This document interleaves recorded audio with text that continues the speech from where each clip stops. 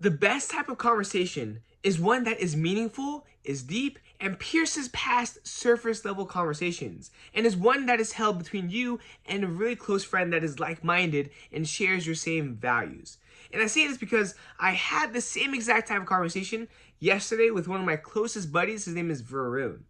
And I kid you not, we spent 3 hours straight sitting in his Tesla and then going into my home, playing some banger music, like it's just an instrumental music, and we were just in the flow state, sharing ideas, exchanging thoughts and perspectives.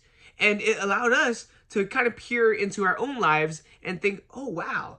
And then take those nuggets that we had from that conversation, and I know for a fact we're gonna live with that for the rest of our lives. We're gonna carry it and live with it through our daily actions. And it could range from anything, but for me specifically, I love talking about philosophy. I love talking about human nature. I love talking about career, right? It's just about life and all these different things. And I think that when you pierce past surface level topics, like I know a lot of guys talk about women, unfortunately, right? In not the best manner, or maybe like games, or maybe, current events, or maybe things that happened throughout the day. But the best conversations really are the ones that pierce past that, right? Like thinking, and let me give you an example of the takeaways that I had, right? For example, you can kind of see it. Oh, I actually won't show it. But like, for example, people are fake when their actions don't align with their emotions or intention. Notice their body language, tone, etc. Another one is there's a real self, how you actually feel or believe about something, and a fake self, the actions that conflict with the real self. Another one is opposites in relationships do in fact not attract if they oh oh oh um mm, mm. So you know how the saying goes, opposites attract? That is not true if the opposites that attract are core values, or if the opposites that are conflicting are core values. The greater the number in conflicts with core values there are, for example, raising a family, religion, money, ethics, morals, philosophy, the less likely the relationship will succeed, right? Another one is hide your wealth. Be careful with who you tell about your wealth, and be careful in how you show it. Money changes how people will perceive you, for better or for worse. Example, gifts. People may become jealous if you're getting an expensive gift and they don't, or that you're getting an expensive gift when you are the person who least needs it or deserves it.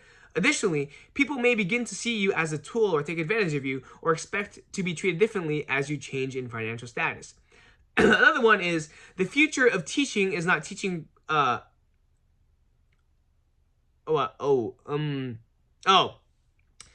future of teaching is not teaching someone how to think, but rather, the future of teaching is not teaching someone what to think, but it's how to think. Information is so readily available in the modern age, so it's a matter of learning how to use it.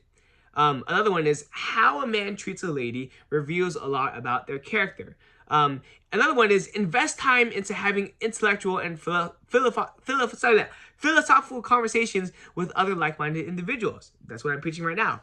As well as time to think alone. That's how some of the best ideas and concepts came to be. Think about Aristotle's school and Benjamin Franklin's mastermind. You'll learn lots about yourself, human nature, and have a free flow exchange of ideas you can use in the future. Replace time on social media with this intellectual time.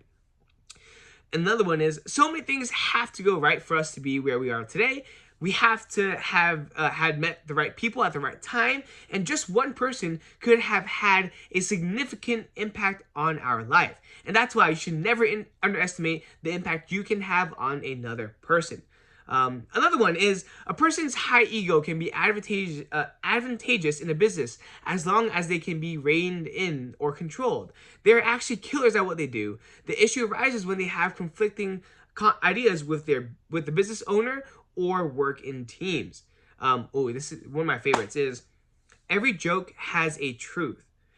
That's what makes it funny. However, when done in a group setting, whoever makes the joke elevates their status while lowering the subject of the joke's status. But those were just a few of the things that we talked about, and of course we went into much further detail. I just want to share like the types of conversations we were having. Right? It's so much deeper than the surface level. And you start to realize a lot, right? And when you're talking about this with another person, they share their perspective, you share yours. You realize your flaws, they realize theirs. And then you realize like some really good points. And these are all things you can take into the real world for the rest of your life. And I think that's why these conversations are so important, and they can be so groundbreaking. So I'm gonna strive to have more of these conversations every single week with this close friend of mine, as well as other friends of mine as well. And it's just I can't describe the feeling, but it's like when you're in the zone, you're just talking and talking and talking. But it's about genuinely productive stuff, because it is going to affect how you view your life, and how you see the world is how the world is. But with that being said, today was a pretty good day. I woke up and I had a meeting at around 10, and that's how I got my day started. I had church from 11 to 12, and then I got some work done.